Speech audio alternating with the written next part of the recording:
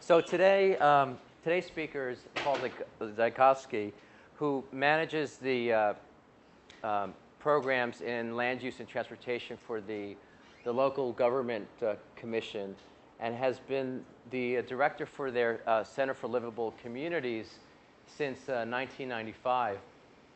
The local government commission is really an award-winning nonprofit that has a national reputation and is based here locally in Sacramento. And much of the organization's work, which I'm sure Paul will talk about, focuses on providing support to community leaders and elected officials around healthy and walkable communities. Paul, we were just talking about his background. He's trained as an architect, urban planner, and urban designer, has degrees from City College in New York City, and he was born and raised in Mexico. As part of his work at LGC, he is a co-author on a number of documents that focus on transit-oriented development and street design, and he also co-edits documents on similar topics such as infill development, traffic calming, smart growth zoning codes, and compact development. Paul also conducts workshops and leads courses on these and other related topics. And I've known Paul now for just under 10 years, and we met at a national conference. And if you see any conference announcements about smart growth, livable communities, healthy communities, you will most likely find Paul's name on one of the panels. So please join me in welcoming Paul Zykofsky. Thanks, Michael, and it's a pleasure to be here. I was a little intrigued when I saw the title of these lectures, Design as Activism, partly because I think that's often something that we forget about when we go into a design profession. But I actually went into architecture as a change of career and came from an activist type of background. The first 10 years after my first college degree, I spent doing labor organizing, working with welfare recipients, lived a few years in India trying to address some of the development issues there. So it was nice when a few years ago, back in '95, I was able to start working at the local government commission and put into practice and combine, I guess, my interest in design with my interest prior to that in community activism. And in recent years, have really had a chance to expand on those even more. Let me see if I find a good spot here where I can see. I guess I'll do here. Let me give you a little bit of background on the commission. Michael did mention that we're a nonprofit membership organization based here in Sacramento. We have about 1,000 members from mostly California, though we do have a few other states included in our membership. We actually started in 1979 as a state commission called the Solar Cal Local Government Commission. So our first mission, you might say, was to work on solar energy as a state commission of local elected officials. The commission actually was folded a few years later when there was a change in administration in California, but it remained as a nonprofit. It basically morphed into a nonprofit organization. And during the 80s, before I was there, I was working on pollution prevention, waste management, hazardous waste, and then in '91 started working on land use issues.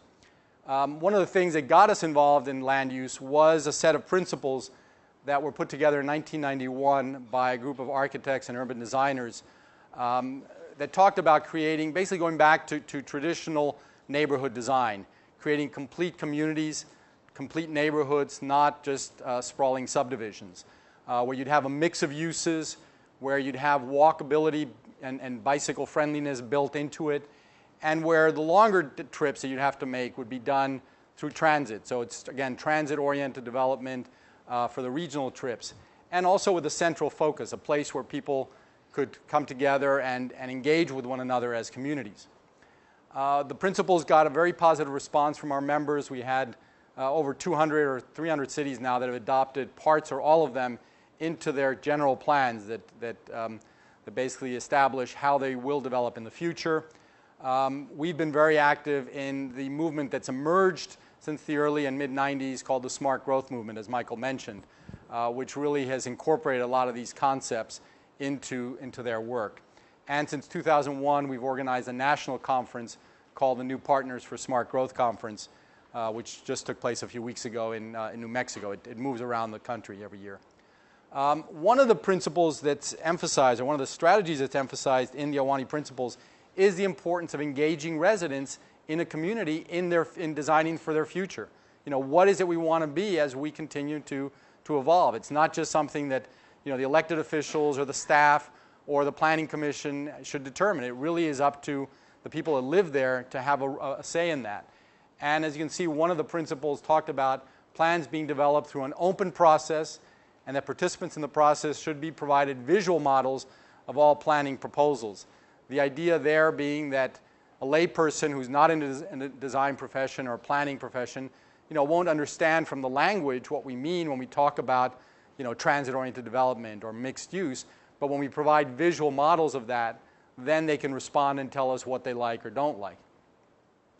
One of the first documents we published after the Ahwahnee Principles came out, and this was shortly before I came on at the Commission, was this one on participation tools for better land use planning.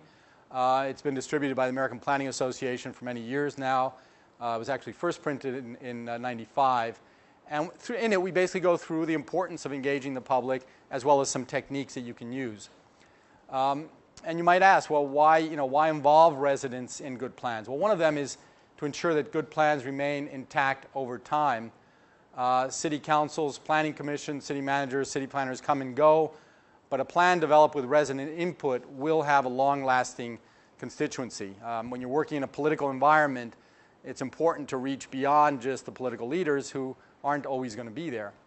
Ultimately, you know, you do get better plans. The residents in a community understand what works and what doesn't work a lot better than, you know, a consultant who might come in and help that community develop a plan, or even somebody who's an elected or staff person who may not live, the staff person may not live full-time in that community. I already talked about good plans surviving political changes.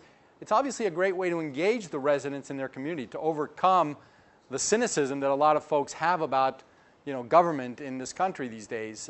Hopefully that's starting to change, but, you know, we go through these cycles where people just feel that, you know, government is not for me, it's not helping me in any way, and it's really a way to ensure that residents feel not that they have access to City Hall, but that they really do own City Hall. And if you work at all, and I'll show you some projects we've done with communities, it really does change the attitude of the people that participate in these processes.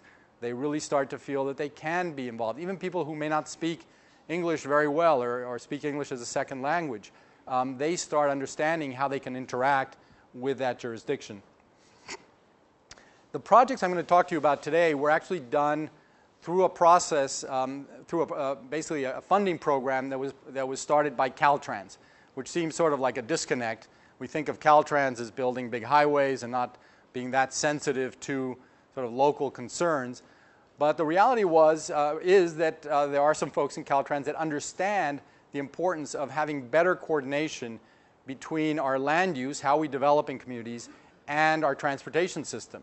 Caltrans ends up being at sort of the mercy of local jurisdictions that might make bad decisions about where to put new development. They may want to add interchanges on freeways, or simply that have development along a state highway.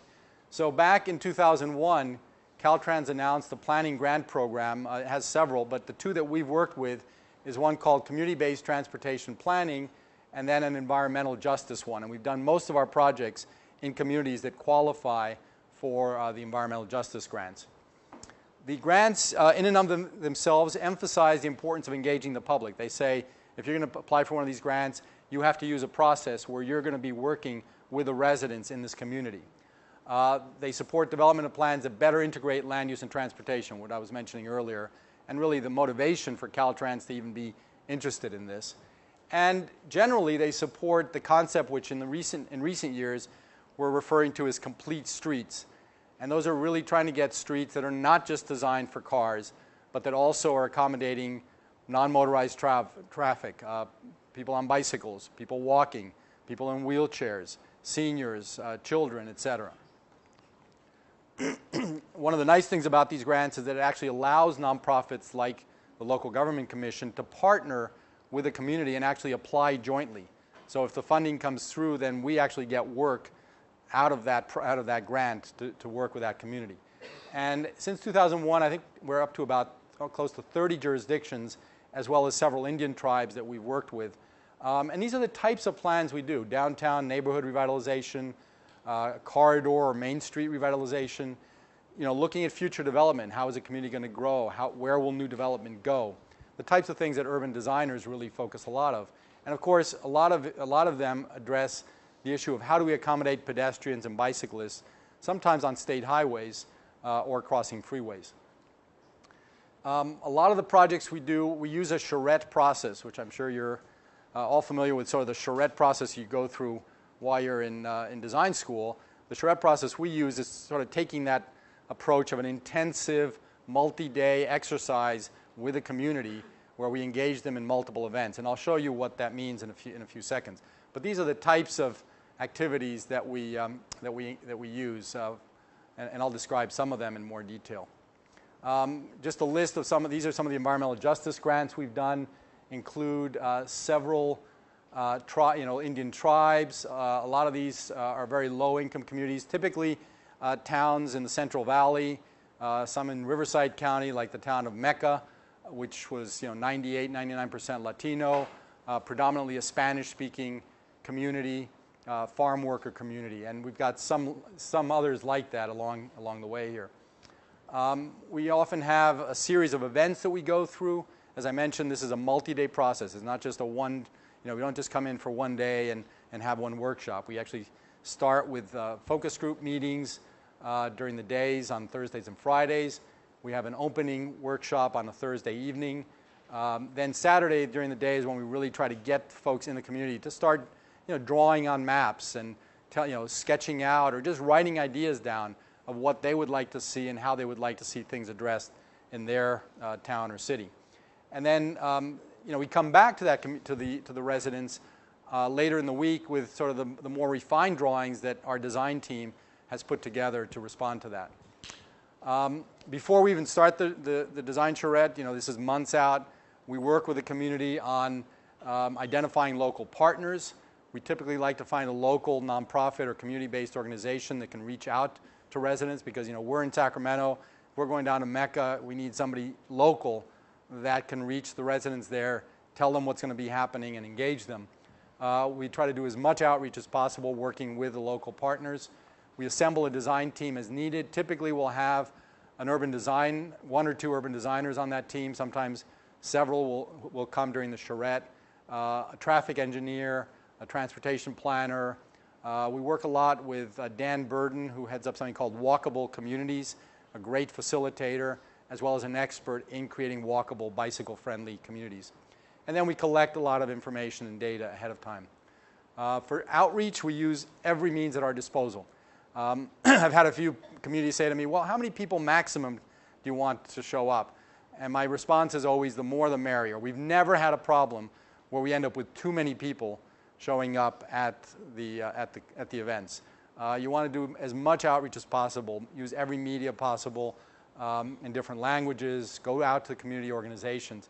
And here are just some quick examples of flyers in English and Spanish that we've done. This is back from 2003, I believe, in Fresno. Some of the flyers, banners in communities. And this was one we used at actually our first charrette with a Caltrans grant, where they put up a changeable message board on the state highway. And everybody in this little town in Tulare County of Cutler and Orosi saw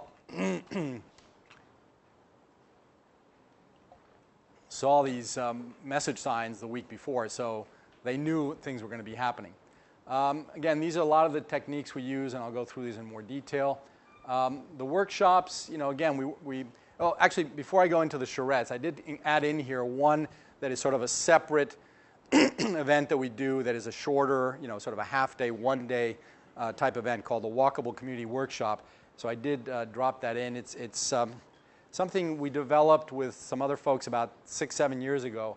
And basically you go into a community, you do a presentation on what kinds of things you can do to make a community more walkable, and then you go out with the residents there and actually stop and look at what's working and what isn't working. So here we have some of the residents actually illustrating what a curb extension at an intersection might look like. So you get, folks actually standing out there. And this was one I did a few years ago with the Latino community in South Central LA. And then people come back to the room, and like we do with a charrette, although in a much more concentrated period, people sit down with the maps, write their ideas down, and provide input to the planners and policymakers that are there in the room with you. And in this case, we actually got the council member for that district in LA, Jan Perry, to attend the closing, so she was able to hear from the community what they were saying. So that's the Walkable Community Workshop. It's a 4 to 5 to 6 hour event on a single day. The charrettes are actually multiple events. We start out often with focus group meetings where we talk to different stakeholder groups. Basically sit individually with groups that may not be comfortable at a public workshop saying certain things. We learn a lot about the issues, allow people to speak candidly, and we get a lot of information in a short period of time. So this was one of the early ones in Cutler Orosi. This gentleman owns the bakery in one of the towns, some of the staff, some of the residents, one of the property owners there, and you start talking about what are some of the concerns, issues, really learn quickly what kinds of things will work. In Salinas, we worked in the old Chinatown, and it was probably the most diverse, charrette we've ever done, because this was right next to their downtown. This is the place where first Asian immigrants to this country lived. It was the one place in Salinas where they could have a home. So the Chinese American populations, the Japanese American populations, the Filipino populations all started in this part of Salinas and still have an interest, even though they've moved on and moved out. There's still a Buddhist temple there, a Confucian church. There's still a strong interest in improving the quality of this neighborhood, which has become really neglected. It's now sort of where a lot of homeless services are provided, where drug and alcohol treatment centers are located. So when we talk to groups, we not only talk to some of the older Asian American residents there, we also talk to some of the people who get services at the shelters and soup kitchens and so on. And then up in Mendocino County, this is Round Valley. Anybody know where Round Valley is? No, most people have never heard of it. Covelo. We work in towns that nobody in California has ever heard about. Mecca, nobody had ever heard about it before. Covelo. Anyways, this is a small town, very isolated. It is a Round Valley. There are several Indian tribes that were relocated to this valley and treated, as many of the tribal communities, very, very poorly, who now have their tribal lands there. And there's also a small town of Covelo. So we work with both groups there. We also sometimes go out to talk to the youth, either teenagers in a high school or a fifth grade class. Here, we have them drawing their routes to school. We ask them where they would like to get, where they may not be able to because of limitations in crossing streets or traffic or problems of that sort. This was in Winters, not too far from here, with a fifth grade class. I think they're drawing their routes to school.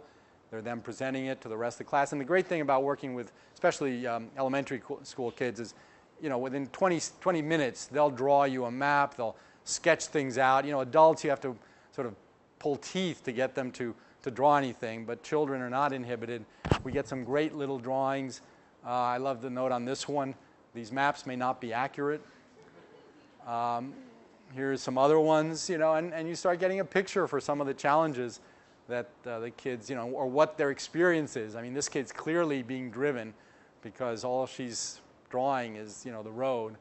Some great details, a stoplight, community center, etc. So again, try to involve teens, youth as much as possible.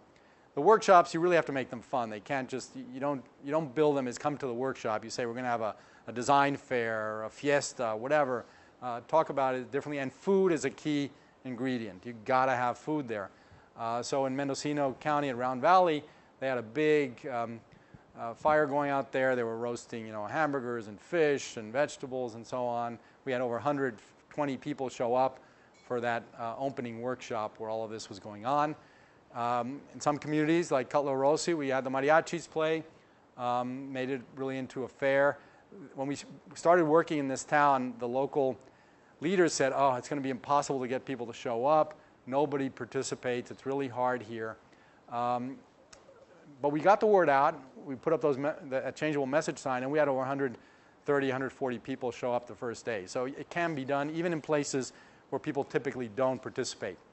When we worked with the Hoopa Indian tribe, they had a local band, so they played at the opening. In Salinas, we had both taiko drummers and we had the dragon dance. Great sort of cultural event. I mean, it was 30, 40 minutes of dancing and drumming and so on before we started talking about, okay, what do we do to improve this place? And I love this in Laytonville, Mendocino County. The high school has two, not one, but two rock bands. They have the freshman and then the senior one, and they played actually at the end of the workshop, so people hung around and danced and so on.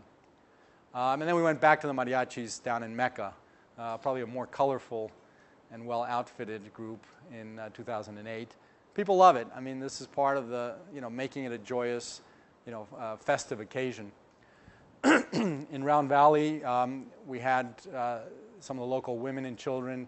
Actually, by the way, they organize all this themselves. I mean, we help, and give ideas, but the folks there are the ones who put all this together, doing some of the native dances with some of the drumming and music in the background. So again, great events. Then, what do we actually do during the workshop? I talked about giving people visual exercises. Well, some of the exercises are not visual. This is one where we just ask people on an index card, write down your vision for your community 10, 20 years down the road. Think big, think long term. What would you like to see your community become in the next 10, 20 years? And you get some some really great ideas. This was in town of Fowler in the Central Valley. People are writing. Now they're reading some of their cards to the rest of the group.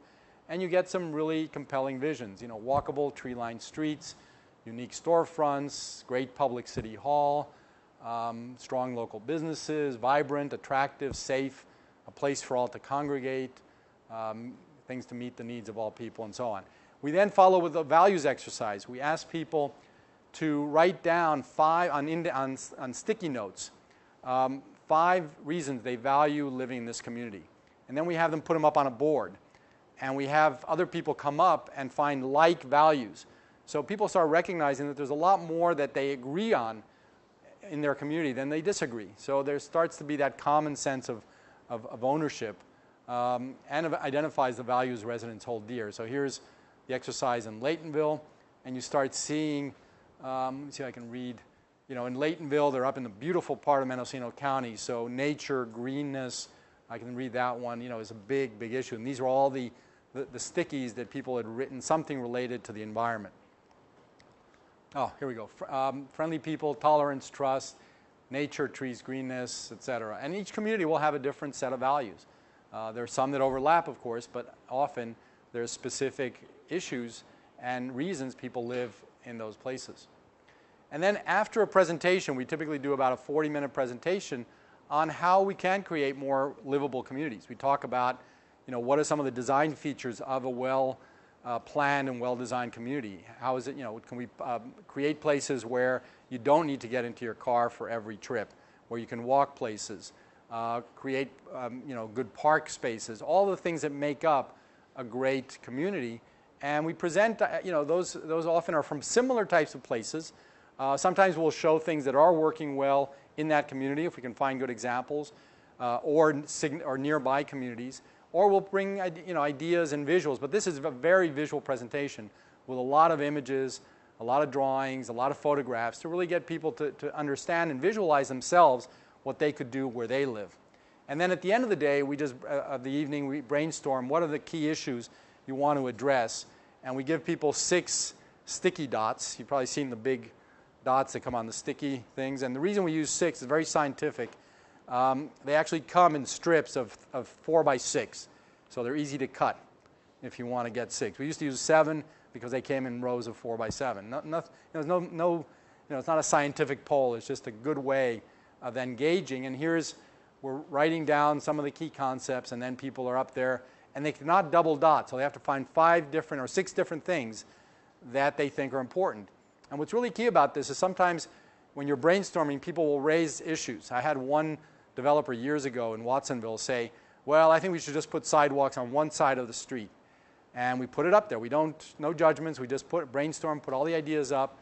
And then I noticed as people went up and voted, once he saw the range of ideas and concerns people had, even he didn't vote for the thing that he had mentioned. People get that bigger picture. They start recognizing what are the more important priorities for their community. So here's what that exercise usually looks like. We get a lot of these types of sheets with votes. And sometimes there are issues that are not going to be addressed directly by our design project, but it's important for the local jurisdiction to know that, for example, people want more sports fields there or things of that sort. And here are some of the priorities. I think this comes from the town of Mecca that we heard about. Shopping center, we weren't going to be directly addressing that. We could identify where a shopping center might go in that town or how it could be designed, but that's something that might happen later. University, again, not something in our control. And then again in Spanish. On Saturday, what we do is we start out the day by getting people out walking and just talking as we walk about what's working and what isn't. It's a real low-tech, easy way to learn about a place. And also, there's an educational process because you can talk to people about, well, you look at a street. What's wrong with the street? Why doesn't it work well? What's the design of the street? How does that influence the way people drive on the street? Things of that nature. So here's a walkability audit. We sometimes try to put the traffic engineer in a wheelchair so they can experience what it's like to actually get around in the things that they've designed and built. In this case, we get some role playing. This police officer is pretending to be a 7-year-old. The gentleman back here is pretending to be a 70-year-old. What are some of the issues you might encounter if you were a different age in that community? And again, we talk about what's working, what isn't. Talk about issues. Talk about people here talking about widths. We're talking about what's happening at this intersection with cars turning. It's just, again, a short, quick, efficient way to learn about the place. This was one we just did a few months ago in Yuba County, in a very low-income community there, where our traffic engineer is, again, addressing these issues. And you can do them in any climate, any place. This is not one that I was on, but it's doable. And then later in the day on Saturday, after we've actually talked more about some of the issues that were prioritized on the previous evening, on the Thursday or Friday evening, we give a presentation there, and then we have people work in small groups, usually about 8 people to the table. And this is one we did outdoors, probably the only one where we were able to do that in Hoopa, beautiful weather. And we do the presentation, a technical presentation on the priorities, and then people work at the tables with the maps, talking amongst themselves and identifying what are the key issues they want to address. Not unlike, if you were working as a team, excuse me, on a design problem or project, something you might be doing in your landscape architecture design studio. It's, again, that team effort, identifying, but again, with a lay audience and in a very short period of time. And again, people are working with the maps, they're drawing on them, then they're presenting to the rest of their neighbors, the ideas that they came up with. So here are some of the maps. I guess this is from Hoopa. People start drawing out, where a new town center could go, what they'd like to see the road design look like, and so on. And we get a wealth of information, and ultimately what comes out of these is a plan that really is based on what we heard from the community. It's not us coming in and developing a plan for them. It's basically taking what we hear from them and organizing it into a plan. Photo simulations, I don't know if you've seen these. You may have done some of these. They're a great way to get the message across, again, with a lay audience that may not understand what you mean when you talk about a particular design. This is the low-tech version. There's an elementary school here. There are kids crossing. There's a state highway. Cars are coming in at 50, 60 miles an hour. So we said, why not just put in a median there, make that crossing easier. You don't have to cross the whole distance. You cross one leg at a time. So you show people how that can look. Up in Smith River, we showed how putting in pigmented bicycle lane and median can make the roadway look narrower, slow the cars down a bit, create a safer place for bicyclists and pedestrians to be able to walk. And then this was a sort of a larger view, same concept. This is approaching sort of the town center. Looking back, there's a casino here, a health center, some housing, gas station, how this intersection might be transformed. Again, using just color in this case, and then over time, we actually proposed a different approach, which was a roundabout, actually putting in a different type of intersection treatment that slows cars down significantly and makes it a lot easier for pedestrians to cross here. And our Dan Burden likes to throw in the beetles and show that the beetles could cross, would be safe crossing in your community if you made these improvements. There's also the high-tech version. That was sort of the low-tech, quick and dirty Photoshop version. These are done by a guy called Steve Price, who does a beautiful job in just showing the transformation of a street over time. These look, like some of them are hard to tell whether it's built or not built when you look at the final drawing. This was in a small town up in Shasta County. And again, we show options. In this case, we said you probably don't need 4 lanes of traffic on this road. The volumes really are never going to be that high. A lot of people are hesitant to take away lanes, do a road diet. But we said if you did, this is one way to do it where you could still maintain the bicycle lane by having what's called back-in angled parking. So cars are now basically pulling past the spot, backing in, but when they pull out, it's much safer because that motorist can see, if there's a bicyclist or if there's a car coming. And here's the last one that we weren't involved with, but again, showing the transformation that can take place.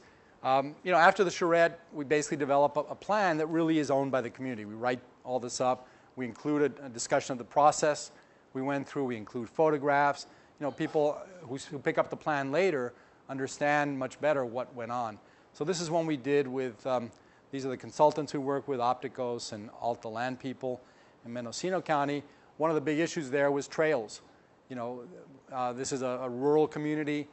They're not going to build sidewalks, so simply having either paved shoulders along the highway or a trail network would be a great improvement to quality of life there, where people could get around. And a lot of people don't own cars and don't drive there. This is a very poor community.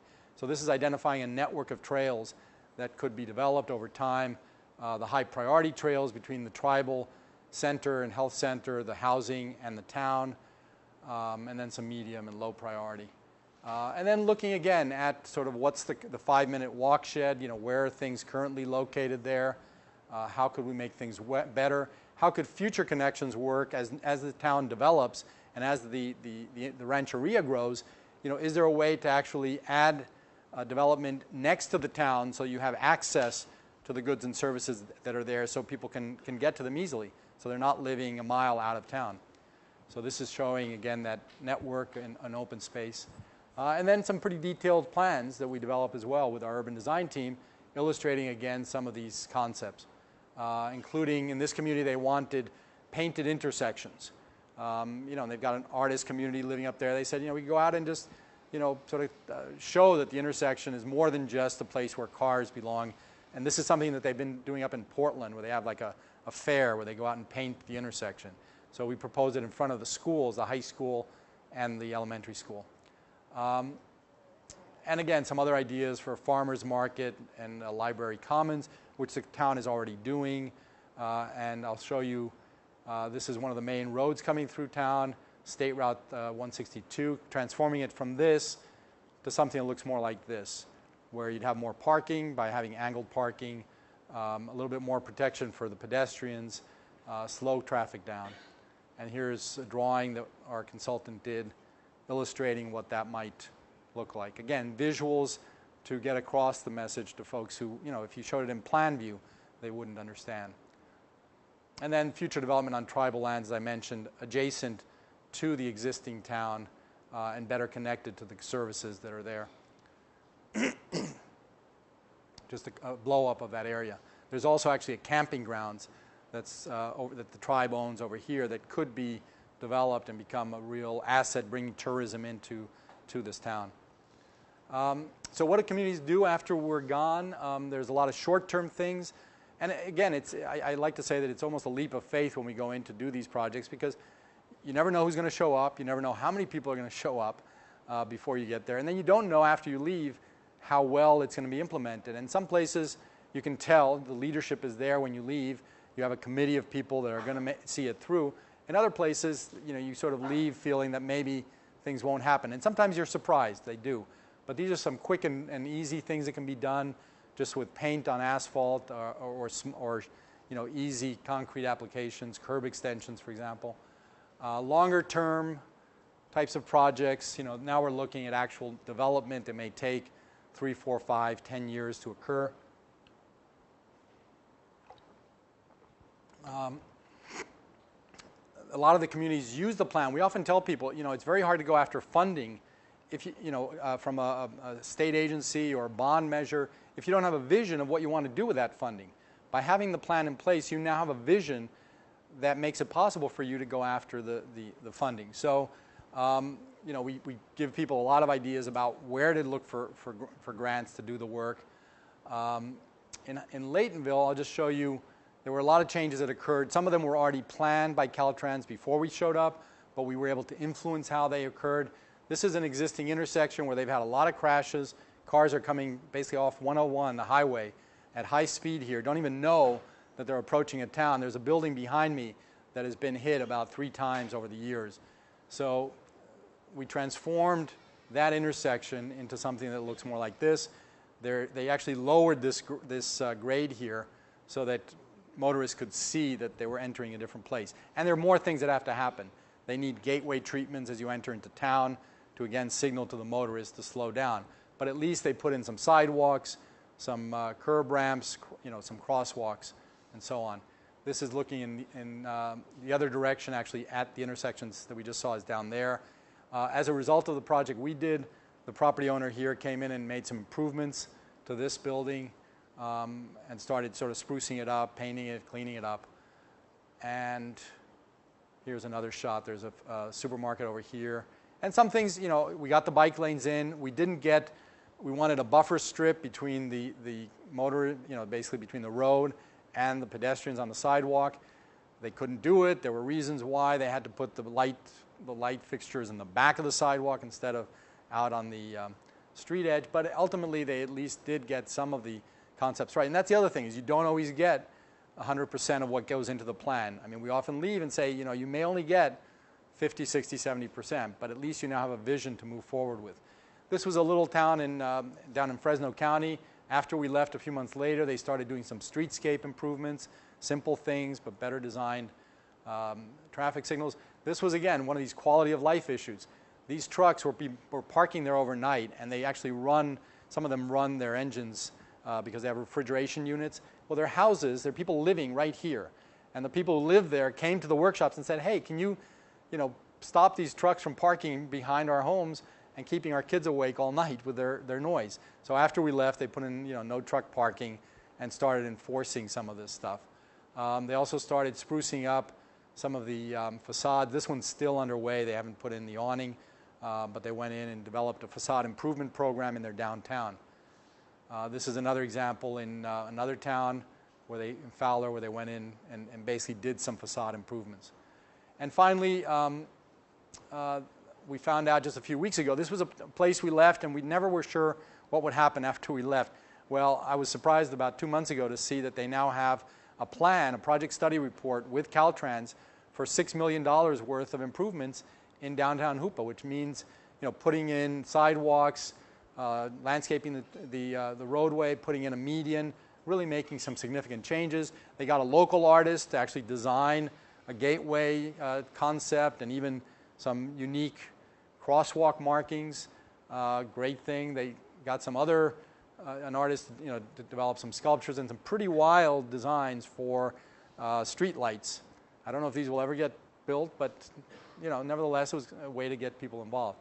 So ultimately, you do end up with a plan that I think has a better chance. And even if it doesn't get implemented, one of my arguments is the process of getting people together to work on these plans is powerful in and of itself. It does get people involved. Sometimes things that you may never have expected to occur come out of that process. Some towns go in and start updating their zoning code, which is also very key. So I'm going to end there and give ourselves some time to have some discussion, questions, answers, etc. Yep, thanks.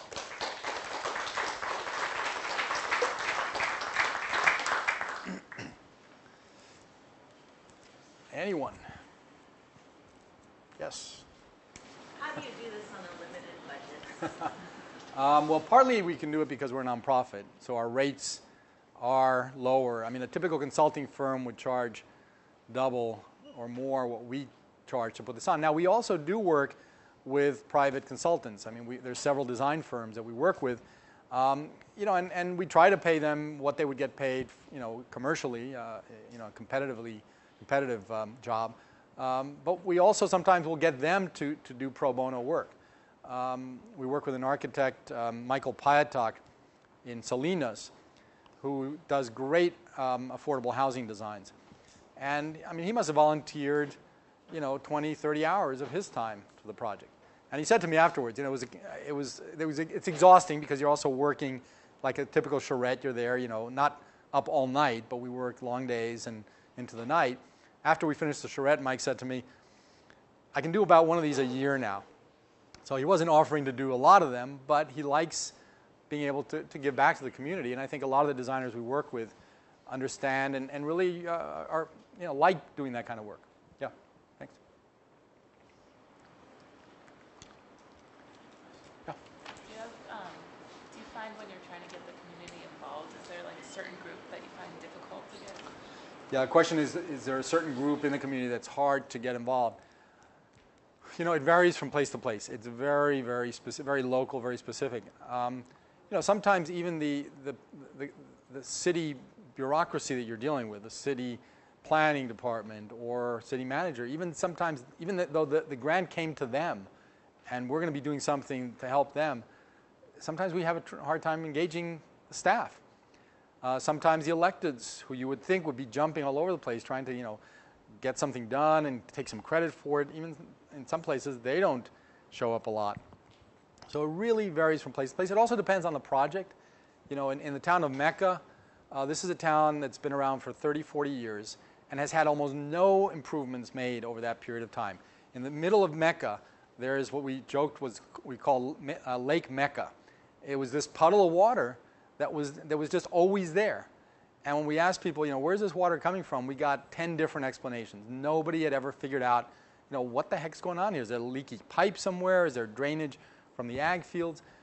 In that town, people were so eager for change that we got great turnout from the community, as long as they knew that they were welcome. You know, once we sort of communicated that and we had somebody local there working with us at the health, actually public health has become a great ally in these projects because folks in public health, first of all, they know how to work in communities, they know how to, you know, reach residents and nonprofits, and they're now really getting more and more concerned, and you may have heard about this, about the design of communities from a health standpoint, because, you know, we're seeing one of the big issues for them is the obesity epidemic, and they're recognizing that the lack of healthy food and places for people to be physically active are contributing to that. So public health now has become a great ally. In Mecca, they worked with us, Shasta, a bunch of projects. In Round Valley, it was actually the health center, Indian Health Center, that we teamed up with. So it really varies from place to place, and, you know, the cultures are different too. And you know, in some places you just you know that things are going to start late because that's the way things work there. You know, other places, you know, some people will come. The nice thing about the charrette is not everybody has to come to everything. You can get some people there Thursday night. Different group of people may come on Saturday. Different group on you know, Tuesday, Wednesday. Although by the end of it, most people who came earlier want to see what you came up with, so you get good turnout. But you know, it provides different opportunities for people to engage. Yeah. Anything else? Anybody interested in working on these? We always are interested in having volunteers. If I was going to ask how, if there were some individuals interested in this type of work, do you guys sort of solicit volunteers to interns or other types of activities? It depends. We've had a few projects where actually the designer that we're working with, we had one project in Fireball where our urban designer was actually teaching a course, an urban design course at Berkeley, their Master of Urban Design. So he actually made this project part of his school, of his class project. So that was beautiful because they went in and did all this additional work for this town that they wouldn't have gotten otherwise. You know, the one challenge for us is if we do have volunteers working with us, we usually try to find them locally because our budget is limited to cover travel and other expenses. But if there's some, if there are any of you who really would like to experience what one of these is like, let me know. I'll give you my card. You can drop me an email, and we can just, let you know when we're doing one of these. And if we can work it out, we can't pay you for your time. It's usually we're usually on a pretty tight budget, but we can at least cover your costs while you're there. And we're doing a project in Salinas now where students, actually a class from Cal Poly San Luis Obispo, is going to be working with us there too. So more and more we're sort of reaching out to the universities. We probably need to do more of that to try to team up on these projects. But at least now informally we might be able to do something. Right. Yeah, we can always use extra, hands drawing and sketching ideas out, and figuring out what kinds of things might work well. Talking to people there. Great. Well, I hope it's been helpful. If there are no other questions, thanks. Great. Thank you, Paul. Yeah, thanks, Michael.